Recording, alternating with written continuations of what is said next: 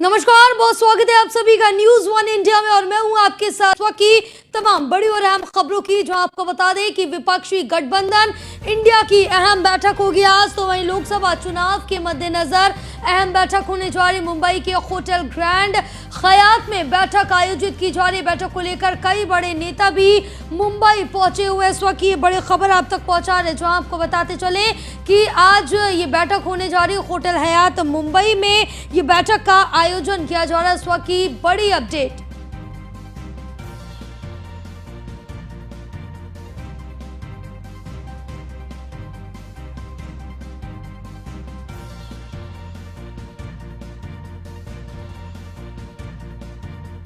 Update आप तक पहुंचा रहे हैं, जहां आपको बताते चले कि विपक्षी गठबंधन इंडिया की आज अहम बैठक होने जा रही है और इसके साथ ही लोकसभा चुनाव के मद्देनजर ये बैठक की जा रही। तो वहीं आपको बता दें, इसमें मुंबई के होटल ग्रैंड हयात में बैठक आयोजित की गई है। तो इस वक्त की ये बड़ी खबर आप तक पहुंचा रहे हैं, जहां बैठक को लेकर कई बड़े नेता भी पहुंचे हुए हैं। विपक्षी गठबंधन इंडिया की आज ये अहम बैठक होने जा रही है। इस वक्त की बड़ी खबर आप तक पहुंचा रहे हैं, जो आपको बताते चले ये अहम बैठक होने जा रही है इंडिया की आज मुंबई में। और मुंबई के ग्रैंड हयात जो होटल है उसमें ये बैठक की जाएगी। और बैठक को लेकर जो कई बड़े नेता हैं वो भी पहुंचे हुए हैं मुंबई। साथ ही आपको बताते चले कि अब जिस तरह से देखें कि आगामी जो लोकसभा चुनाव है वो जैसे जैसे करीब आ रहे हैं, तो जो गठबंधन है उनमें भी रणनीति बनाने की जो योजना है वो भी बढ़ती जा रही है।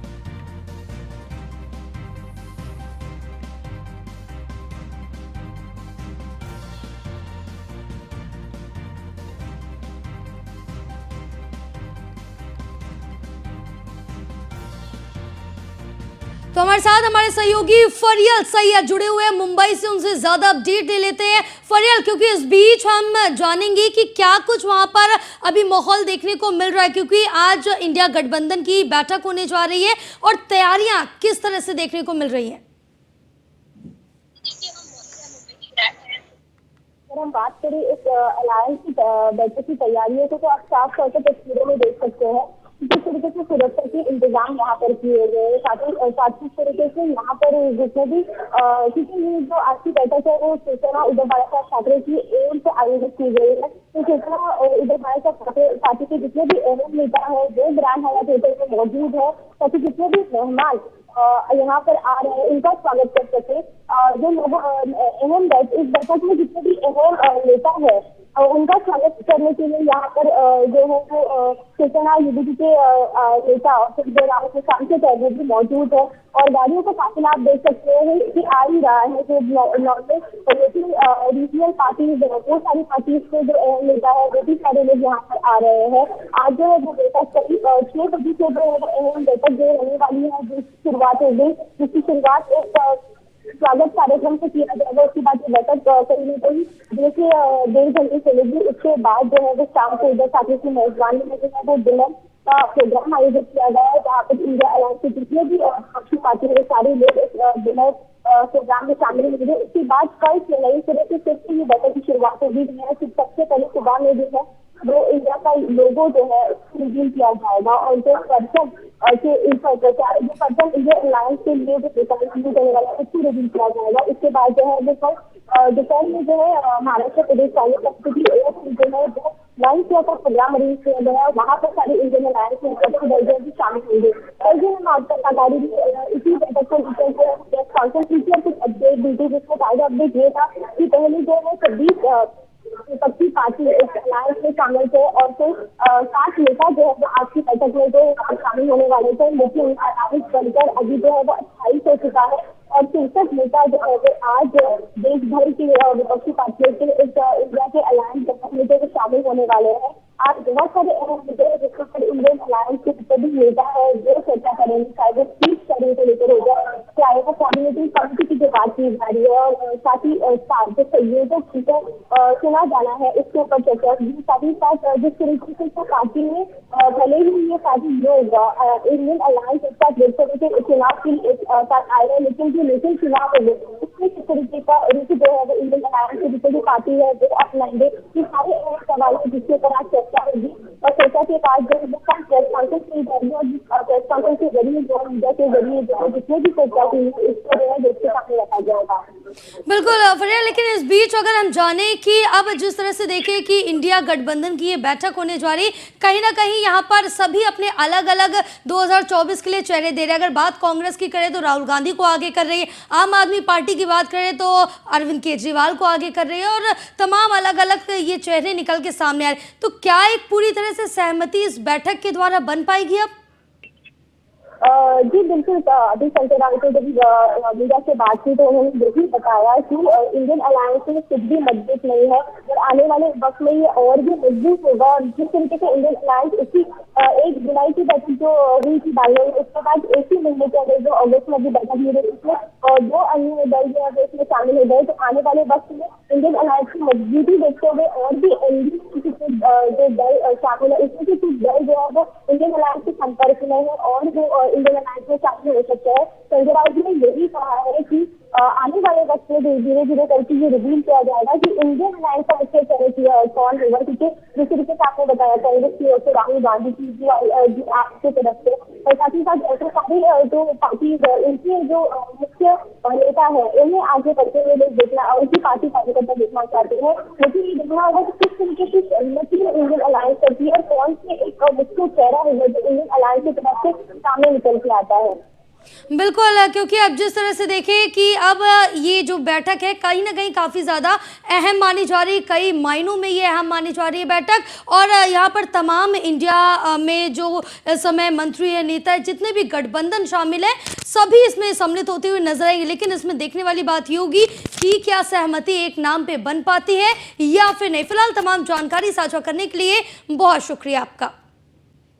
चलिए आगे बढ़ेंगे खबरों में। इस बीच एक और बड़ी अपडेट, जहां उत्तर प्रदेश के मुख्यमंत्री का 2 दिवसीय बलरामपुर दौरा है और सीएम योगी के दौरे का दूसरा दिन आज है, जहां आज सीएम योगी कई कार्यक्रमों में भी भाग लेंगे। देवी पाटन मंदिर में सीएम ने पूजा अर्चना की है। अधिकारियों के साथ सीएम करेंगे विकास कार्यों की समीक्षा। जनप्रतिनिधियों से सीएम योगी करेंगे मुलाकात।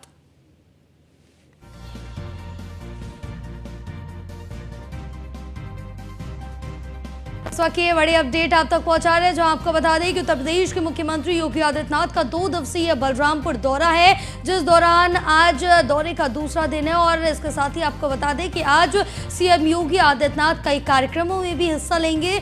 और आज सीएम योगी ने देवी पाटन मंदिर में पूजा अर्चना की। साथ ही अधिकारियों के साथ सीएम योगी विकास कार्यों की भी अब समीक्षा करेंगे कि किस तरह से जिले में जो विकास कार्य है वो किए जा रहे हैं, जमीनी स्तर पर वहाँ की आम जनता को जो चीज पहुंचनी चाहिए वो पहुंच रही है, विकास के स्तर पर क्या कुछ चल रहा है, तमाम समीक्षा करते हुए नजर आएंगे योगी आदित्यनाथ। साथ साथ जनप्रतिनिधियों से सीएम योगी आदित्यनाथ मुलाकात भी करेंगे और वहां की भी समीक्षा करते हुए नजर आएंगे। तो सीएम योगी आदित्यनाथ का ये 2 दिवसीय दौरा काफी महत्वपूर्ण दौरा है, आज दौरे का दूसरा दिन है। तो वहीं आपको बता दें कि इस दौरान सीएम योगी आदित्यनाथ जो विकास कार्य उनकी समीक्षा करेंगे, साथ ही साथ वहां पर अधिकारियों से भी बातचीत करते हुए नजर आएंगे। बात आज सुबह की करें तो सीएम योगी आदित्यनाथ ने देवी पाटन मंदिर में पूजा अर्चना की, मां का आशीर्वाद लिया। हमारे साथ हमारे सहयोगी सौरभ मिश्रा बलरामपुर से जुड़े हुए।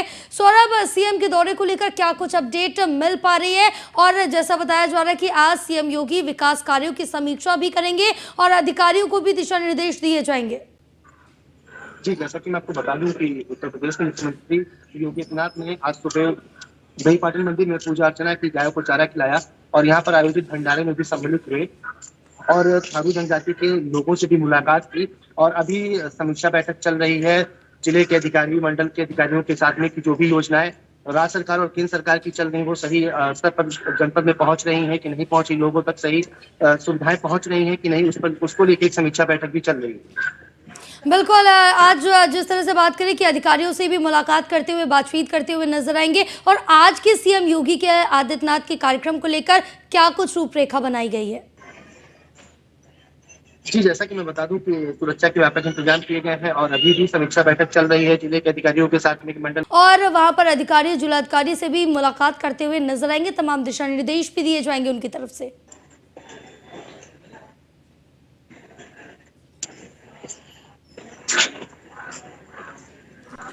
अब तक आवाज पहुंच रही है हमारी? चलिए दोबारा से संपर्क साधेंगे, लेकिन इस बीच ये बड़ी अपडेट आप तक पहुंचा रहे हैं, जहां आपको बता दें कि बलरामपुर दौरे का आज दूसरा दिन है सीएम योगी आदित्यनाथ के, और इस दौरान आज विकास कार्यों की समीक्षा करेंगे, साथ साथ अधिकारियों से बातचीत भी करते हुए नजर आएंगे। तो वहीं आज सुबह की अगर बात कर ले तो आज सीएम योगी आदित्यनाथ ने देवी पाटन मंदिर में पूजा अर्चना की, माता को माल्यार्पण करते हुए नजर आए, यहाँ पर माँ का आशीर्वाद लिया, इसके बाद आगे का कार्य बढ़ाया और विकास कार्यों की समीक्षा में भी आज लगेंगे सीएम योगी आदित्यनाथ, और जिलाधिकारियों को भी निर्देश देते हुए नजर आएंगे, उनसे मुलाकात करेंगे और ये भी जानेंगे कि क्या कुछ विकास कार्य जिले में कराए जा रहे हैं और जमीनी स्तर पर वो लोगों तक पहुंच भी रहे हैं या फिर नहीं। तो तमाम ऐसी चीजें हैं जिनका आज समीक्षा करते हुए सीएम योगी आदित्यनाथ नजर आएंगे।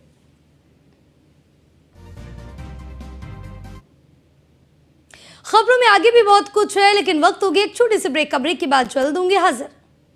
ब्रेक के बाद एक बार फिर से आप सभी का बहुत स्वागत है। बढ़ेंगे खबरों की ओर, जहां घोसी उपचुनाव को लेकर सुबह सपा अध्यक्ष ओपी राजभर ने न्यूज़ 1 इंडिया से खास बातचीत की और इस दौरान उन्होंने सपा पर जमकर निशाना साधा। उन्होंने कहा कि सपा प्रमुख अखिलेश यादव झूठ के सिवा कुछ नहीं बोलते। इतना ही नहीं, ओपी राजभर ने यह भी दावा किया कि शिवपाल यादव भी बीजेपी में शामिल होंगे।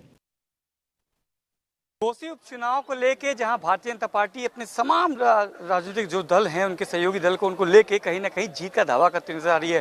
प्रमुख जो उनके सहयोगी दल हैं, राजभर पार्टी के प्रेसिडेंट ओपी राजभर हमारे साथ बात करने में मौजूद हैं, क्योंकि राजभरों का यहाँ पे एक दबदबा भी है। क्या रणनीति है, हम बात करेंगे खुद ओपी राजभर जी से। राजभर जी, बड़ी देर बाद आप एक बार फिर से बीजेपी के पक्ष में माहौल बनाते हुए नजर आ रहे हैं, और बताया जा रहा है कि ये चुनाव न केवल दारा सिंह चौहान के लिए बल्कि आपके लिए बहुत इंपॉर्टेंट है। देखिए, ये चौहान न दारा जी का है, ये चुनाव एनडीए का है, और यहाँ लड़ाई अखिलेश बनाम ओम प्रकाश राजभर की समाजवादियों ने कर दिया है। उस चुनौती को हमने स्वीकार भी कर लिया है, और यहाँ जो स्थिति है क्लियर हो गई है। आप अगर गांव में घूम करके पता कर लीजिएगा, और 98% हमारी कम्युनिटी के लोग वोट दे रहे हैं, 98% दारा चौहान के कैंडिडेट कम्युनिटी के लोग, और वो 98% वही समझ लीजिए कि निषाद बिंद के वटमल्ला कम्युनिटी के लोग वोट दे रहे हैं। उसके साथ साथ नाई, गोंड, पाल, प्रजापति, कुम्हार, धोबी, धरिकार, पासी, खटी, खेला, कुजड़ा, ब्राह्मण, राजपूत, भूमिहार, यादव, पटेल के साथ साथ धोबी, धरिकार, पासी, खटीक, चमार बड़ी संख्या में लोग वोट दे रहे हैं। अभी किसी को पता नहीं है, जो हम शुरू से दावा कर रहे हैं कि 50,000 से जीतेंगे। आप देखिएगा ना, रोज हमको 5,000, 4,000, 8,000 रोज हमको वोट बढ़ रहा है।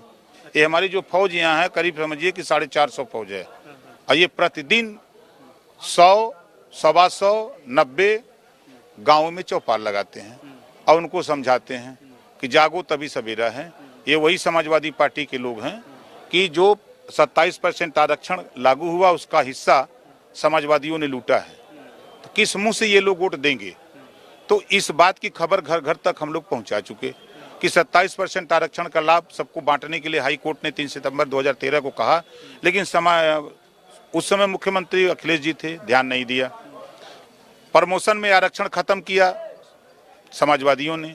2 जून गेस्ट हाउस कांड, और भारतीय जनता पार्टी की बुराई करते हैं। अखिलेश जी के पिता को पहली बार मुख्यमंत्री बनाने के लिए भारतीय जनता पार्टी ने समर्थन देके पिछड़ों के नेता माननीय मुलायम सिंह यादव जी को 89 में मुख्यमंत्री बनाया।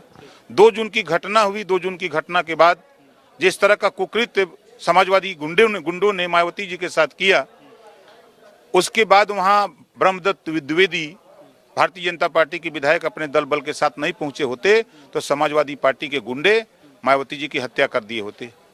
तो आप जिस तरीके से बात करें वो हम मानते हैं कि आप लोग की सब पूरा वो था कि सब चीज़ें आपकी चल रही थी, पर अगर इस चुनाव को देखा जाए, अभी 2022 का ही लेंगे हम, यही जुलाई अगस्त का सीज़न था।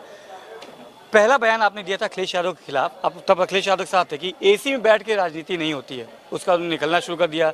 मैनपुरी जीत गए, उनका कि हम मैनपुरी निकले जीत गए, रामपुर गए पर हार गए। बोले घोसी आए हैं, मऊ आए हैं और राजभर जी को हराएंगे, क्योंकि राजभर जी का यहाँ से जो आप बता रहे, जितना आपने बताया है वो बता रहे अस्तित्व नहीं, और राजभर जी को अब कहीं ना कहीं बीजेपी भारी समझेगी। देखिए, आपको बता दें प्रोफेसर राम गोपाल जी अपने जीवन में पहली बार राजभर बस्ती में गए, जिनके कपड़े महकते थे, जिनके बदन से बदबू आती थी, उस बस्ती में जाके दे दे राजभर, दिला दे राजभर, मेरी जान बचा दे राजभर, वहाँ बस्ती में चिल्ला रहे थे। प्रोफेसर साहब, दावे के साथ कहता हूँ, मैं उस बस्ती में मैं खुद कल गया था। मैंने पूछा कि क्यों, कैसे मीटिंग लग गई? कहें साहब एक भी आदमी उनकी रैली में नहीं गया है, ना ये वोट हम देने वाले हैं। हम लोग यहाँ खेती करते हैं, राज साहब लोगों के खेत में, वो लोग आए तो कहे कि भैया वोट चाहे जहाँ देना, हमारी इज्जत है, खाली जुट जाओ, राम गोपाल जी आ रहे हैं। तो हम लोग जुट गए थे। और नेताजी, कोई आप बुरा मत मानिएगा, एक वोट भी हम लोग साइकिल पर भुला के भी नहीं देंगे। जीत निश्चित है राज सिंह चौहान के राजभर। 100%। मुस्कुराहट के साथ राजभर जी जिस तरह से हमेशा से कटाक्ष मारते, इस बार भी समाजवादी पार्टी को जरूर घेरा है, पर जीत का दावा किया है। जीत बताया कि 50,000 होगी, न केवल उपचुनाव में बल्कि आने वाले आगामी लोकसभा चुनाव में भी बीजेपी के साथ रहेंगे और पूरे उत्तर प्रदेश में राजभर और बीजेपी ऐतिहासिक जीत दर्ज करेगी। विजिलेंस वीरेंद्र के साथ मनीष मिश्रा, न्यूज़ इंडिया, लखनऊ। आगे बढ़ेंगे जहां शिवसेना यूबीटी की नेता सुषमा अंद्रे से न्यूज़ वन इंडिया ने खास बातचीत की, जहां उन्होंने एनडीए पर जमकर निशाना साधा और क्या कुछ कहा, सुनाते हैं आपको। शिवसेना उद्धव बालासाहेब ठाकरे पार्टी की बुलंद तोप सुषमा अंधारे हमारे साथ हैं। हम सुषमा जी से जानना चाहेंगे, सुषमा जी 2 दिन की जो इंडिया की बैठक होने वाली है, उससे पहले आज महाविकास आघाड़ी की बैठक आयोजित की गई है। इसका मुख्य उद्देश्य क्या है आज की बैठक का? नहीं, इसका उद्देश्य इतना ही है कि देखिए, राष्ट्रीय स्तर की यह बैठक गठित हो रही है और यह हमारे लिए बहुत ही बड़ा अवसर है। यही एक बड़ा अवसर है और 2 दिन चलने वाली इस राष्ट्रीय स्तर की बैठक को एक तरह से उसकी जो पहली जो प्रिपरेशन है, या यूँ कहिए कि एक तरह से ये एक तालीम है, एक रिहर्सल है, और रिहर्सल की बदौलत हम यहाँ पर आज सभी इकट्ठे हुए हैं। ना कि सिर्फ शिवसेना उद्धव बालासाहेब ठाकरे पार्टी के, बल्कि कांग्रेस के लोग हैं, एनसीपी के लोग हैं, और हम सभी यह एक साझा टीम बनकर काम करने वाले हैं। जहाँ एक तरफ कल यहाँ पर इंडिया की बैठक की जाएगी, वहाँ पर साथ ही महाराष्ट्र के एनडीए दल भी बैठक करने वाले हैं, तो इसे आप किस तरीके से देखते हो? नहीं, इसे हम इतना ही देखते हैं कि जब कभी कोई बड़ी सर्दी जुकाम की गोली ली जाती है तो एक छोटे छोटे रिएक्शंस और फोड़े उठते ही हैं। तो हम एक बड़ी ट्रीटमेंट के लिए, जो हम एक लाइन ऑफ ट्रीटमेंट के लिए जो मेडिसिन कर रहे हैं, उसकी रिएक्शन के छोटे छोटे फोड़े अब एनडीए में दिखाई दे रहे हैं, तो उस पर हम ज्यादा कुछ बात नहीं करना चाहते। तो ये थे हमारे साथ शिवसेना यूबीटी के अहम कार्यकर्ता और शिवसेना के यूबीटी की नेता सुषमा अंधारे। कैमरामैन अब्बास शेख के साथ फरियाल Syed, news one India, Mumbai. फिलहाल इस बुलेटिन में बस इतना ही और वक्त हो गया एक छोटे से ब्रेक का। ब्रेक के बाद जल्द होंगे हाजिर।